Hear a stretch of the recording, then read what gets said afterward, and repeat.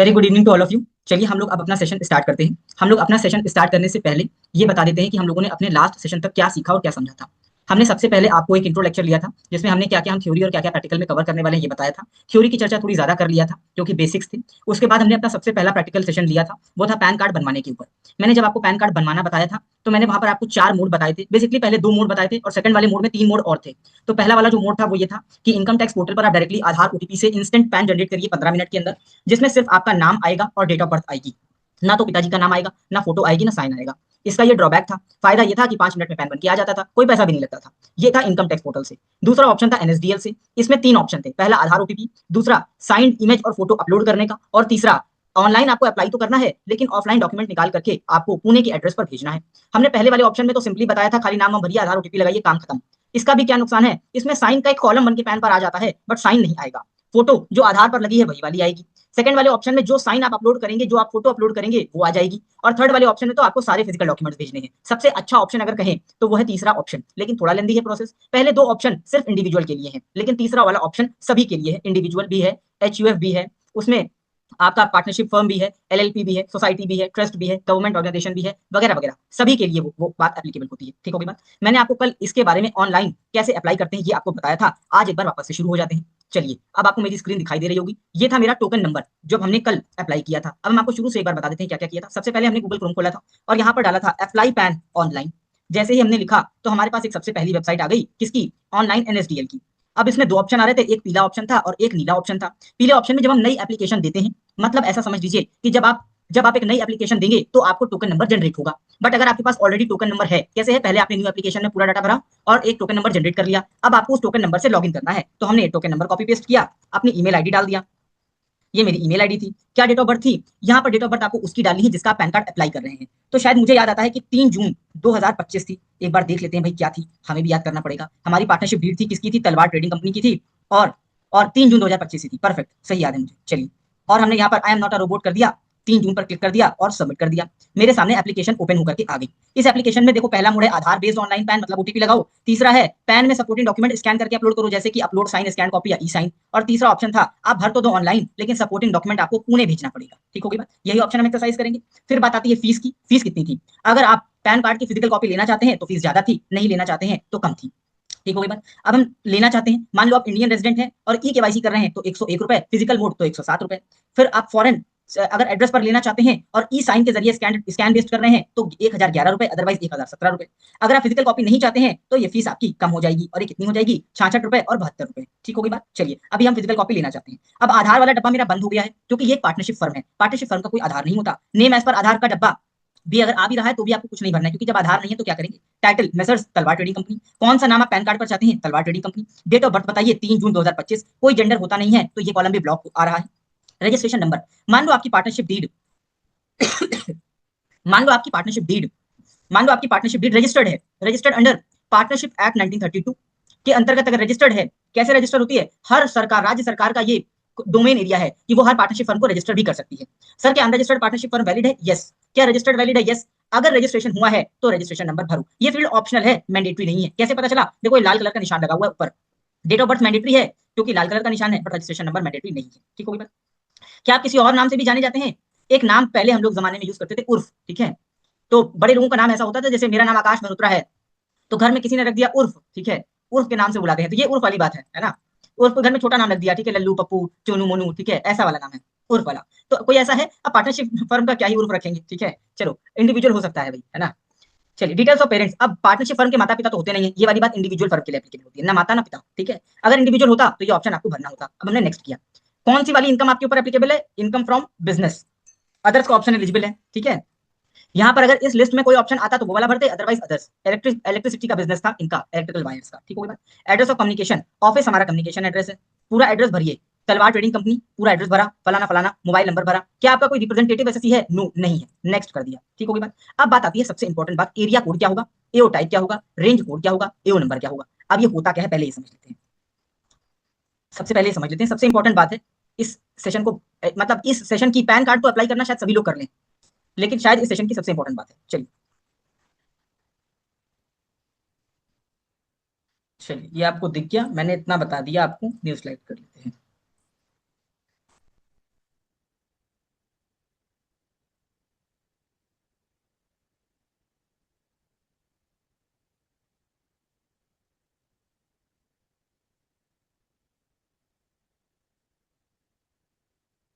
देखिए ऐसा है, बात कुछ ऐसी है कि मान लो हमारी क्लास में प्रमोद सर हैं, और प्रमोद सर ने अपना एक इनकम टैक्स का रिटर्न फाइल किया। देखो, जुरिस्डिक्शनल असेसिंग ऑफिसर को ढूंढना, ईओ को ढूंढना बहुत कभी कदार बहुत जरूरी हो जाता है। मान लो प्रमोद जी ने अपना रिटर्न फाइल किया और उनसे गलती से एक चालान नंबर में कुछ मिसमैच हो गया, या मान लो कोई गलती हो गई, तो और वो गलती ऑनलाइन ठीक नहीं हो रही है, वो गलती ऑनलाइन ठीक नहीं हो रही है, या कोई नोटिस आ गई और वो नोटिस का आप जवाब दाखिल करना है और वो ऑनलाइन फाइल नहीं हो रहा है, कुछ समस्या आ गई ऐसी। और प्रमोद जी आप कहाँ के रहने वाले हैं, किस शहर के रहने वाले हैं? अपना शहर का नाम लिख करके भेज दीजिए बस।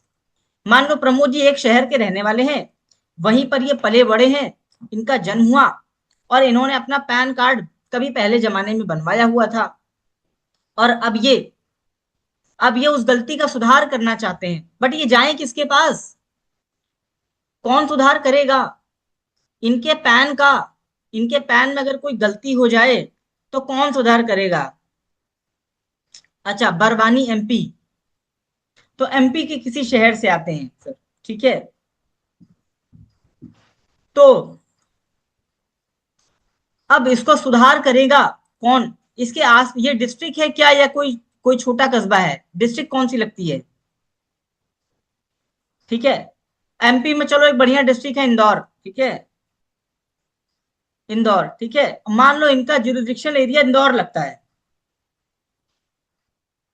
ठीक है, और इनके पैन में गलती हो गई, ये किसके पास जाएं अपनी गलती का सुधार कराने के लिए? क्योंकि किसके पास, कि किसके क्षेत्राधिकार में आता है इनका पैन? जिसके क्षेत्राधिकार में आता है, जिसके जुरिस्डिक्शन में आता है, उसके पास जाएंगी और उससे मिलेंगी और कहेंगे साहब फलाना फलाना प्रकार की गलती हो गई। या मान लो जैसे मैंने आपको अभी थ्योरी क्लास में बताया था कि कॉन्डोनेशन रिक्वेस्ट दीजिए, क्षमा मांगिए कि हमसे गलती हो गई, हम पिछले 5 सालों का आईटीआर भरना चाहते हैं, भर लीजिए। तो क्षमा मांगेंगे किससे जाकर के? दीवार से थोड़ी ना मांगेंगे, मांगेंगे तो अपने असेसिंग ऑफिसर से ना। असेसिंग ऑफिसर मतलब ए, एक ऐसा आदमी, एक ऐसा income tax officer. Income tax officer कौन हो सकता है? एओ, आईटीओ हो सकता है। आईटीओ के ऊपर कौन हो सकता है? कमिश्नर हो सकता है, कमिश्नर हो सकता है, असिस्टेंट कमिश्नर हो सकता है, ठीक है। और कौन हो सकता है? ज्वाइंट कमिश्नर हो सकता है। ऊपर चलते हैं और प्रिंसिपल कमिश्नर हो सकता है, ठीक है। डेप्यूटी कमिश्नर हो सकता है, असिस्टेंट कमिश्नर के बाद डेप्यूटी कमिश्नर, ठीक है। एसी, डीसी, जेसी, पीसी, ये सब क्या है?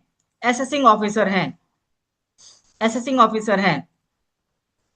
लेकिन इसकी हायरार्की है, सबसे छोटा आदमी कौन है? आईटीओ। उससे बड़ा कौन है? कमिश्नर, फिर assistant commissioner, deputy commissioner, joint commissioner. ये सब कौन है? ये सब आपके असेसिंग ऑफिसर हो सकते हैं। अच्छा, कैसे डिसाइड होगा कौन होगा असेसिंग ऑफिसर? मान लो इंदौर एक बहुत बड़ा शहर है, इंदौर एक बहुत बड़ा शहर है, और उसमें 5 आईटीओ बैठे हैं, टोटल 5 आईटीओ बैठे हैं, 10 कमिश्नर बैठे हैं, ठीक है, 7 ज्वाइंट कमिश्नर बैठे हैं, 8 प्रिंसिपल कमिश्नर बैठे हैं। प्रिंसिपल कमिश्नर तो एक ही होगा भाई, ज्यादा नहीं होगा। एक प्रिंसिपल कमिश्नर है, 4 डिप्टी कमिश्नर है, टोटल कितने अधिकारी हैं? 10 और 5 15 और 7 22, एक 23 और 4 27, 27 एओ हैं पूरे इंदौर में। ये पूरे इंदौर को कवर करते हैं, बात समझिएगा, पूरे इंदौर को कवर करते हैं ये, इनका क्षेत्र है ये, ऐसा समझो इनका इलाका है ये इंदौर। उस इलाके में सबका अपना अपना अधिकार है। लेकिन सबसे छोटा आदमी कौन है? आईटीओ। तो आईटीओ के पास पावर कितनी होगी? आईटीओ के पास पावर कितनी होगी? लेस देन 15 लाख के इनकम वाली, जितने लोगों का आईटीआर लेस देन 15 लाख का है तो पावर किसकी है, आईटीओ। कमिश्नर के पास कितनी होगी, 15 लाख से ज्यादा वाले की होगी। असिस्टेंट कमिश्नर के पास कितनी होगी, जितनी पावर कमिश्नर के पास होगी उतनी ही होगी। ठीक है। डेप्यूटी कमिश्नर के पास भी उतनी ही होगी, 15 लाख से ज्यादा वालों की पावर। ज्वाइंट कमिश्नर के पास भी उतनी होगी, ज्वाइंट कमिश्नर वाले के पास ज्यादा होगी, मोर देन 1 करोड़ भी हो सकती है। ठीक है। इसके पास मोर देन 15 करोड़ भी हो सकती है। मान लो एक ऐसा बड़ा व्यापारी आ गया, रिलायंस इंडस्ट्रीज, तो क्या उसका इनकम टैक्स ऑफिसर असेसमेंट करेगा, नहीं। उसका कौन करेगा, प्रिंसिपल कमिश्नर, क्योंकि वो बड़ा आदमी है। तो बड़े आदमियों को बड़े लोगों के पास दिया, छोटे लोगों को छोटे लोगों के पास दिया। इलाका बांट रहे हैं अभी, ये किसने बांटा है, ये गवर्नमेंट ने बांटा है। ये नॉमनक्लेचर है, समझिएगा, ये नॉमनक्लेचर है। ठीक है। अब 5 आईटीओ है तो कैसे पता चलेगा, ITO 1, ITO 2, ITO 3, ITO 4, ITO 5, ऐसे बटे 5 आईटीओ। कैसे बटे, इंदौर का ईस्ट एरिया एक ने ले लिया, इंदौर का वेस्ट एरिया एक ने ले लिया, इंदौर का साउथ एरिया एक में ले लिया, एक ने इंदौर का नॉर्थ ले लिया, और एक ने इंदौर का सेंट्रल ले लिया। ठीक है, सेंट्रल ले लिया। 5 आईटीओ थे, पांचों ने बांट लिया अपना अपना एरिया। अब मान लो हमारे यहाँ जो प्रमोद जी हैं वो साउथ में रहते थे, इंदौर के, तो आईटीओ 3 है इनका ऑफिसर। कौन हो गया, आईटीओ 3 हो गया इनका ऑफिसर। इनकी इनकम 15 लाख से कम है तो इनकम टैक्स ऑफिसर करेगा, और चूंकि ये साउथ में रहते थे तो आईटीओ 3 करेगा इनका। ठीक है। अब इस पे अधिकारी बदलते रहते हैं, आज मिश्रा जी बैठेंगे, कल शर्मा जी बैठेंगे, परसों मेहरोत्रा जी बैठेंगे, फिर गुप्ता जी बैठेंगे, वो बदलते रहेंगे। जुरिडिक्शन लेकिन सेम रहेगा आपका। बोलो बात समझ में आ गई। ठीक है, बोलो, बोलो बात समझ में आ गई। चलो बढ़िया, और बता देते हैं। अब कमिश्नर पर आते हैं। कमिश्नर कितने थे, 10 कमिश्नर थे। 10 कमिश्नर थे। इनको कैसे बांटा, मान लो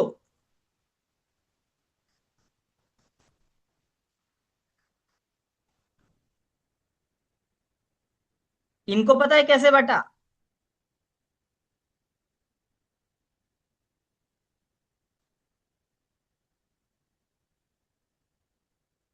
10। इनको ऐसे बांट दिया अल्फाबेट के हिसाब से। मान लो आपके एसएससी का नाम, जैसे प्रमोद जी का नाम पी से शुरू होता है, तो अल्फाबेट कैसे बांट दिया, ए से लेकर के सी तक यहां आ गए। ठीक है। फिर उसके बाद डी से ई यहां आ गए, एफ से एच यहां आ गया, EFGH, आई से लेकर के JKL यहां आ गया। ऐसे अल्फाबेटिकली बांट दिया, क्यों, ताकि काम सबको बटा रहे ना, सबको मिले। मान लो प्रमोद जी पी में आते हैं तो जिसमें भी आते हैं उसमें उसमें आ जाएंगे, लेकिन इनकम इनकी 15 लाख से ज्यादा होगी तभी तो कमिश्नर के पास आएगा भैया, वरना नहीं आएगा। ऐसे करके अल्फाबेटिकली बांट दिया। कुछ इस तरह से क्षेत्र को बांटा गवर्नमेंट ने, हमने नहीं बांटा, गवर्नमेंट ने बांटा। हम लोगों को तो अब डिसाइड करना है कि हम जिस पार्टनरशिप फर्म का रिटर्न फाइल कर रहे हैं उसकी इनकम कितनी है। अब मुझे बताइए कि जो पार्टनरशिप फर्म अभी अभी बन रही है उसकी इनकम कितनी है, उसकी इनकम है 0। इसका मतलब 15 लाख से तो कम है। आईटीओ के पास जाएगा ये केस, कौन से आईटीओ के पास जाएगा, वो अमीनाबाद में रहते थे तो वो सेंटर में रहते हैं हमारे यहाँ लखनऊ में। ठीक है। और उनका अल्फाबेट क्या है, पार्टनरशिप फर्म का नाम था तलवार ट्रेडिंग कंपनी। तो हो सकता है कि कमिश्नर 10 में आ जाए या 9 में आ जाए, हो सकता है, मैं तो एग्जांपल दे रहा हूँ, वो तो पोर्टल पे जाने के बाद पता चलेगा। ठीक है। तो आपको 3 क्राइटेरिया मिलेगा वहां पर, एक तो इनकम का, दूसरा एरिया या पिन कोड का, और तीसरा अल्फाबेट का। बोलो बात समझ में आ गई। यही सेम क्राइटेरिया, यही सेम क्राइटेरिया जीएसटी में भी लगता है, और यही सेम क्राइटेरिया इनकम टैक्स में भी लगता ठीक है, चलो अब ढूंढ लेते हैं, क्या ये इंडियन रेजिडेंट है, क्या ये एनआरआई है, या ये डिफेंस है या गवर्नमेंट है। भैया इंडियन सिटीजन है। स्टेट चुनो, उत्तर प्रदेश। सिटी चुनो, लखनऊ। एरिया नेम बताओ, अमीनाबाद। अब फेच करो ईओ कोड, फेच करो ईओ कोड। अरे आया ही नहीं भाई। लखनऊ चुन लेते हैं, चलो फेच करो। आ गया, आ गया। देखो इसने खुद ही चुन लिया अपना आईटीओ 11 लखनऊ न्यू। कैसे? सबसे पहला आया ऑल कंपनी केसेस, तो मेरी कोई कंपनी तो है नहीं। Point number one, all company cases, company तो है नहीं। ऑल नॉन कंपनी केसेस, ठीक है। हैविंग इनकम बिलो 10 lakhs, ठीक है।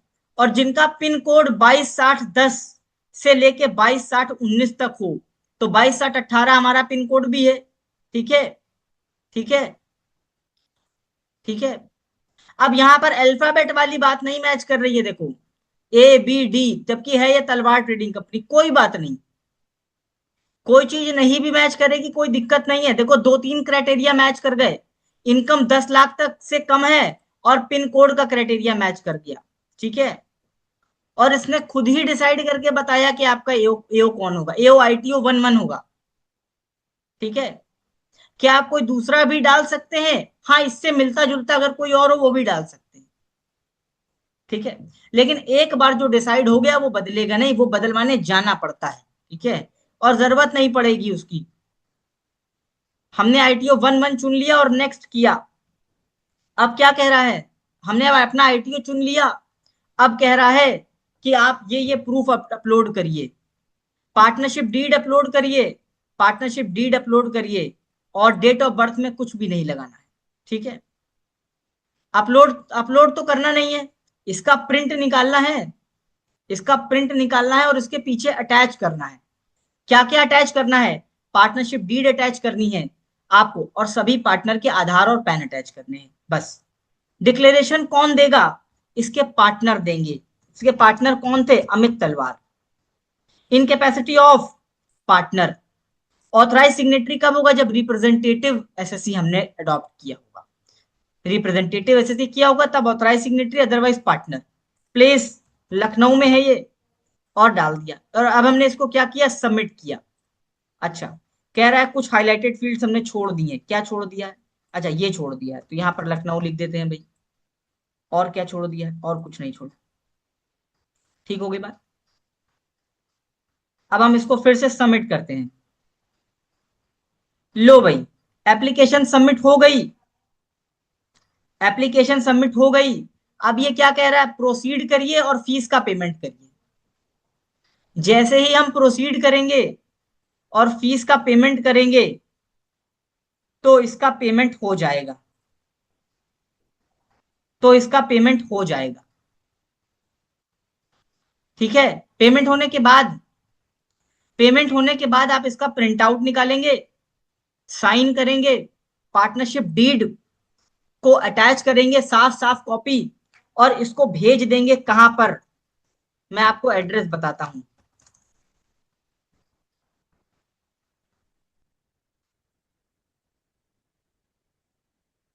ठीक है। ये घर बैठे वाला काम है, ये देखो आ गया। एक मिनट, ये वाला है, ये वाला एड्रेस है। ये देखिए, ये देखिए ध्यान से,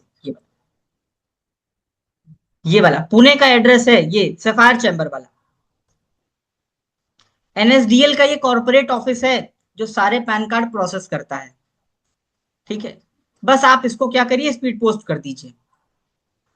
स्पीड पोस्ट करते ही 2 दिन के बाद एक्नॉलेजमेंट आ जाएगा, और तकरीबन 1 हफ्ते के अंदर पैन कार्ड बन करके आपके मेल पर आ जाएगा, और 15 दिन बाद पैन कार्ड घर आ जाएगा।